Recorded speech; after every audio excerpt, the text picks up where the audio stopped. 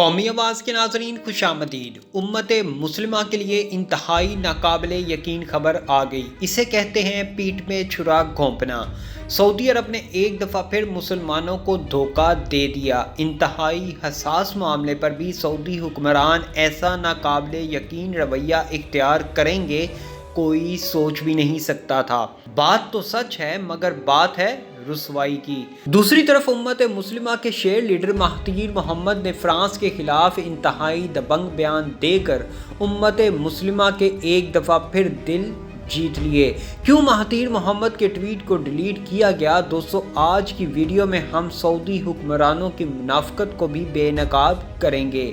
France کے خلاف تمام اسلامی برادری تو متحد ہے، مگر کیوں سعودی عرب فرانس کے حق میں کھڑا ہو گیا؟ ساتھ ہی ساتھ بتائیں گے اردگان عمران خان تو بازی لے ہی گئے مگر مہاتیر محمد بھی پیچھے نہ رہے۔ فرانس سے گستاخ رسول کا بدلہ لینے کا ایسا اعلان کر دیا جس کے بعد پورے یورپ میں ہلچل مچی ہوئی ہے۔ ترکی میں کیوں ایک ایسے وقت میں تباہی مچا دی گئی جب ترکی غیر مسلم طاقتوں کے سامنے سیسا پلائی دیوار بنے کھڑا ہے؟ کیا ترکی میں زلزلہ قدرتی آفت تھا یا پھر کسی خاص ٹیکنالوجی کا استعمال کیا گیا؟ جانتے ہیں ان تمام باتوں کی مختصر تفصیل آج کی اس ویڈیو میں۔ دوستو، ویڈیو میں آگے بڑھنے سے قبل اگر آپ نے قومی آواز کو ابھی تک سبسکرائب نہیں کیا تو اسے سبسکرائب اور بیل آئیکن پر کلک ضرور کریں، کیونکہ یہ میری اور آپ کی نہیں بلکہ پوری قوم کی آواز ہے۔ ظہیر حسن ہو یا عبداللہ، مسلمان اپنا سب کچھ قربان کر دیتے ہیں اور دنیا کو یہ بات سمجھنا ہوگی ہم میں سے برا مسلمان بھی رسول اللہ صلی اللہ علیہ وسلم کی ذات پر کمپرومائز نہیں کرتا۔ چنانچہ یورپ کو اپنا معاشرہ بچانے، سوسائٹی میں توازن قائم کرنے کے لیے چارلی ہیبڈو اور پروفیسر سیموئل جیسے لوگوں کو روکنا ہوگا۔ لیکن جب بات آتی ہے عرب حکمرانوں کی تو میں یہ سوچنے پر مجبور ہو جاتا ہوں کہ برے سے برے مسلمان ہیں بھی یا نہیں۔ آخر کیوں یہ اسلام کے نام پر مسلمانوں کا ساتھ دینے کی بجائے غیر مسلموں کی حمایت میں کھڑے ہو جاتے ہیں؟ کشمیر ایشو پر دیکھ لیں، پاکستان کی موجودہ حکومت نے پہلی دفعہ عرب ممالک کا گھناؤنا چہرہ پوری دنیا کے سامنے بے نقاب کر دیا۔ اب میں حیران ہوں، نبی صلی اللہ علیہ وسلم کی شان میں گستاخی کا معاملہ بھی سامنے آیا تو سعودی عرب سمیت دیگر عرب ممالک کے حکمرانوں کی خاموشی مسلمانوں کے لیے ایک لمحہ فکریہ ہے۔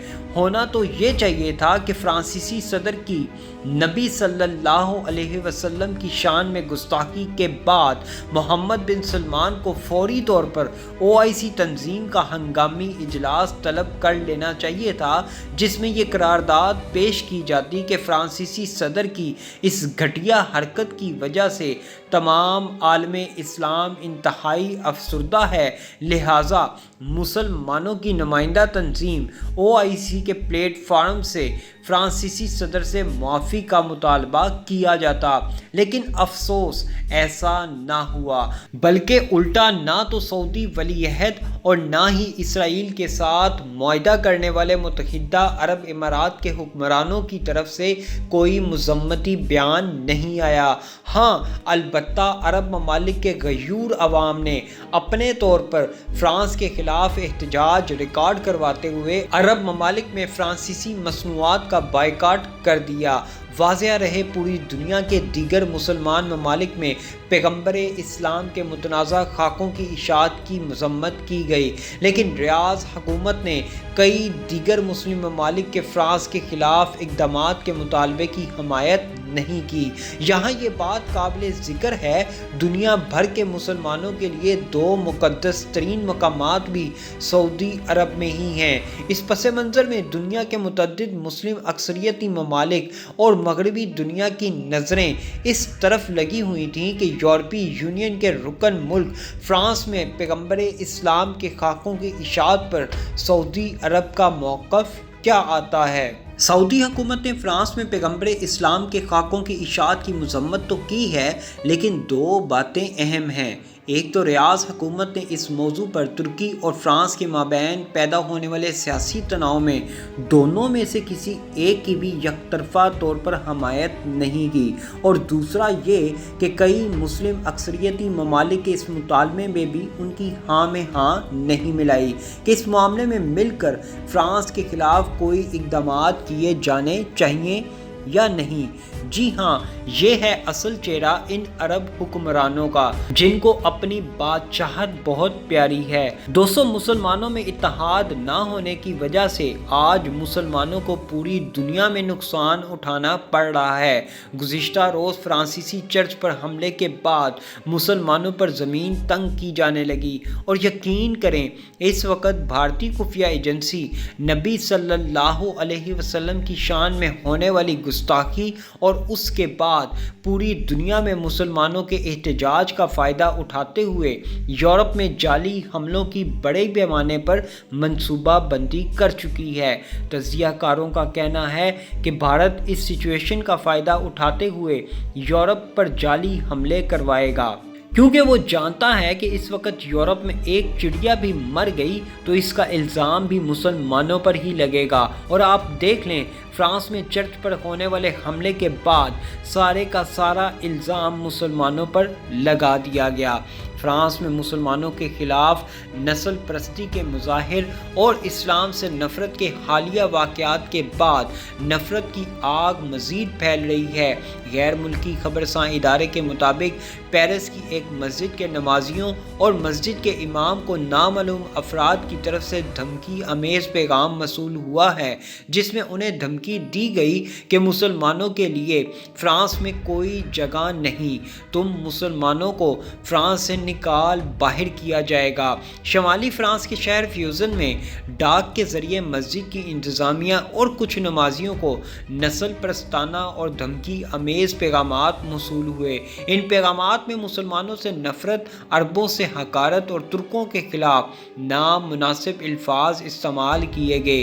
ایک پیغام میں کہا گیا کہ یورپ بالخصوص فرانس میں مسلمانوں کے خلاف جنگ اب شروع ہوئی ہے۔ انہوں نے اپنے پیغام میں لکھا کہ ہم اپنے ایک استاد کے قتل کا حساب چکائیں گے۔